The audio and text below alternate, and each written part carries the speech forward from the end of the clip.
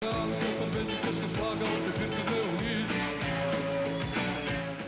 jesen te godine, 19. i 20. listopada 87. svirali su taj prvi veliki povratnički koncert u Domu sporta. To je bila moja šansa. Rekoh se.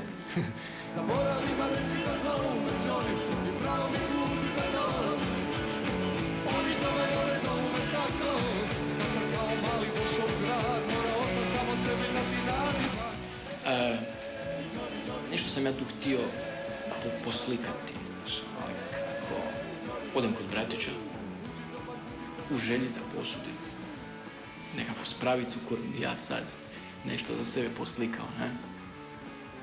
I izričita preporuka. Kad se upali bijelo svjetlo, onda.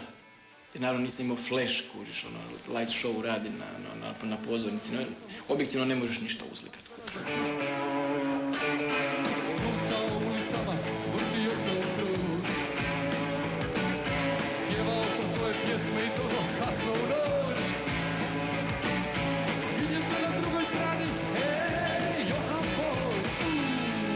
Skočim gore na pozornicu i sad budem sa Johnnyem paralelno na 3-4 metra.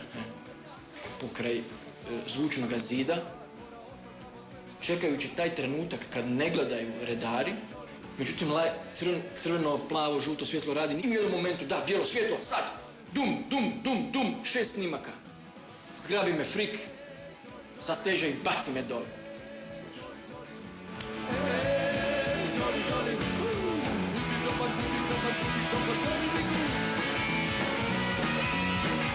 I na brzinu razvio taj filmić. Bilo nekih 6 črčkica, ušlo svjetlo na 3 komada. Ali jedan snimak je bio čist. Baci veliki papir 70x100 na pod, osvjetli. I onda je Johnny krenuo, počeo se pojavljivati, pomaljati, dolaze. Bum! Pojavila se tada Urdina iz profila. Već sutradan zvoni telefon, podigne slušalicu, s druge strane kaže glas. Hello, Johnny speaking.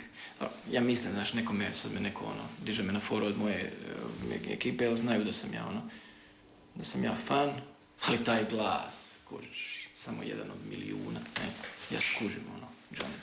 On je rekao, slušaj ti, si imao 21-22 godine, ti si kreten, ti nemaš blage veze, ti nikad nisi bio u tom poslu, šta ti znaš, tu ne znaš ništa.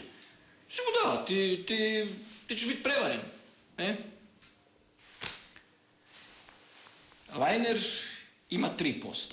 Steve Kipp ima 3%. Ja imam 9% kao kompozitor, tekstopisac, aranžer i tako dalje. A ti ćeš dobiti 1%. Od prodaje. Opet si plakala. Da. To smo mi. Vrlo lijepo. Da. To smo mi.